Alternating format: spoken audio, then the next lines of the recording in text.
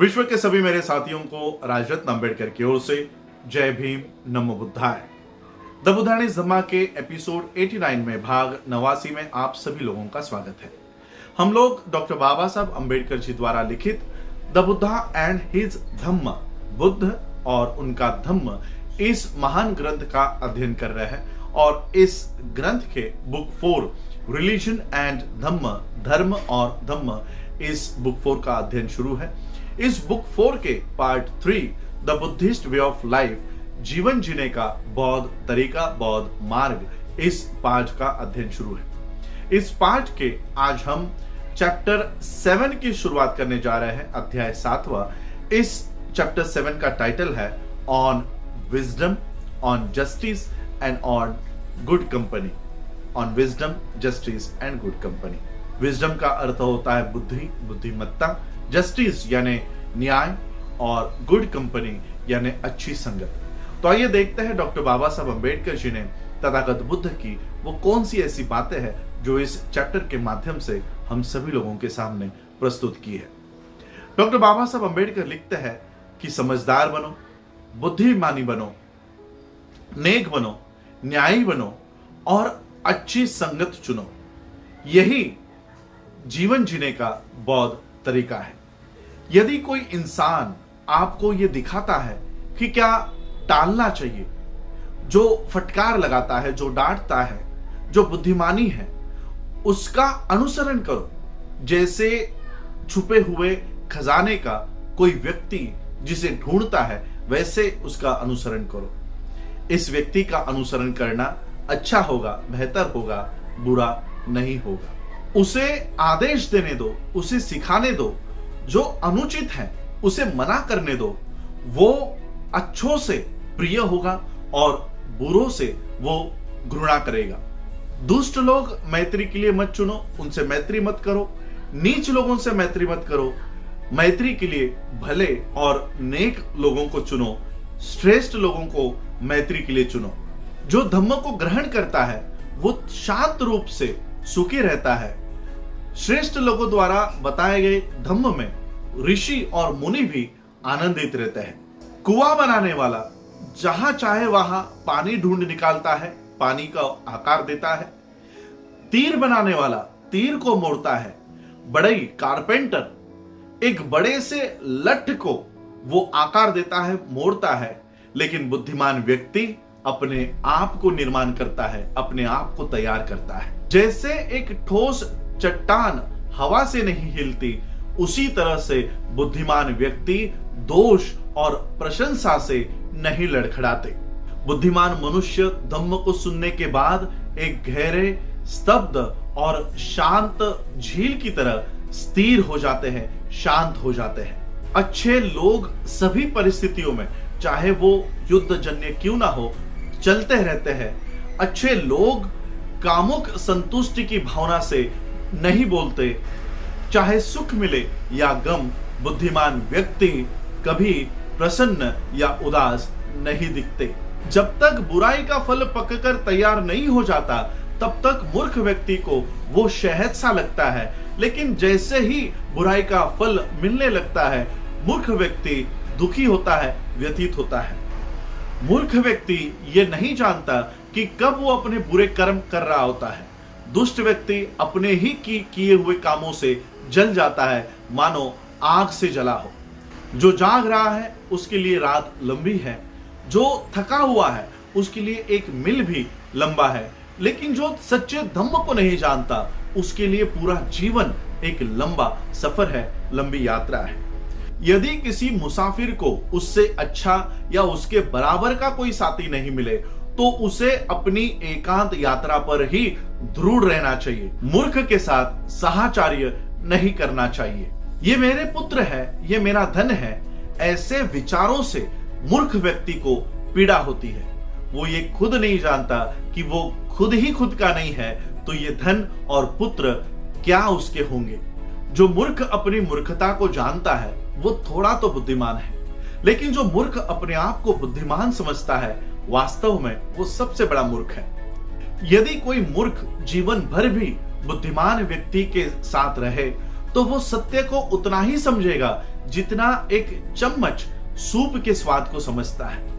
लेकिन यदि कोई बुद्धिमान व्यक्ति 1 मिनट के लिए भी किसी बुद्धिमान व्यक्ति के साथ जुड़ी रहती है तो उसे सत्य का अनुभव तुरंत हो जाता है, मानो जैसे जीभ को सूप के स्वाद का अनुभव होता है। मूर्खों के पास अपने सबसे बड़े शत्रु होते हैं, क्योंकि उनके कर्म बुरे होते हैं जिसका फल कड़वा होता है।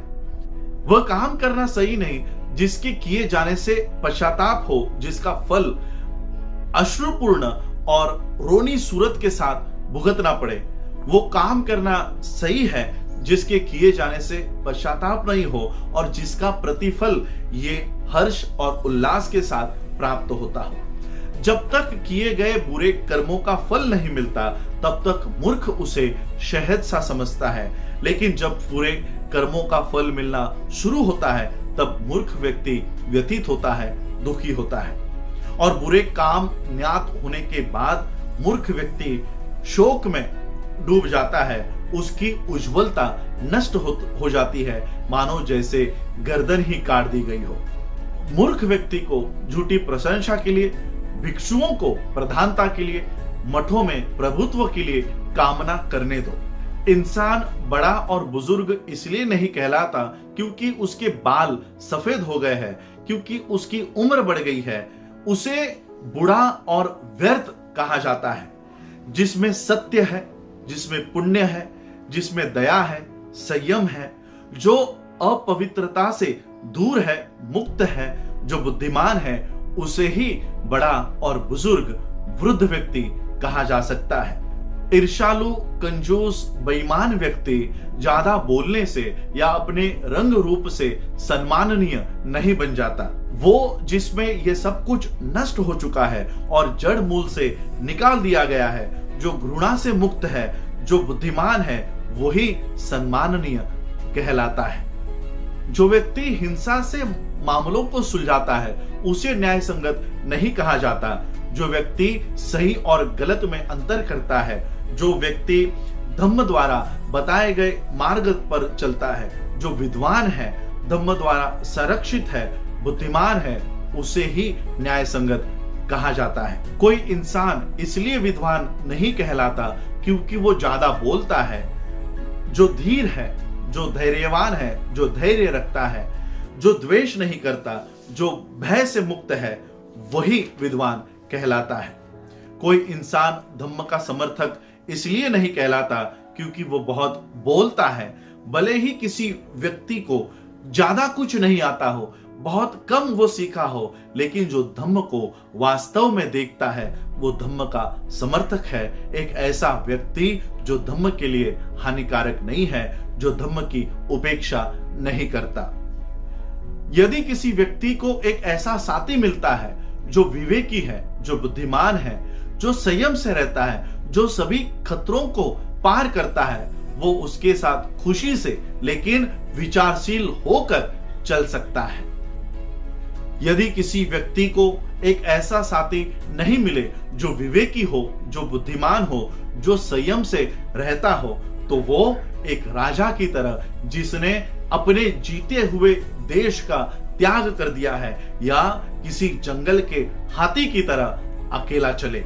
मूर्ख के साथ रहने से बेहतर है कि इंसान चंद कामनाओं के साथ अकेला चले, अकेला रहे, कोई पाप कर्म न करे, जैसे जंगल का हाथी अकेला चलता है।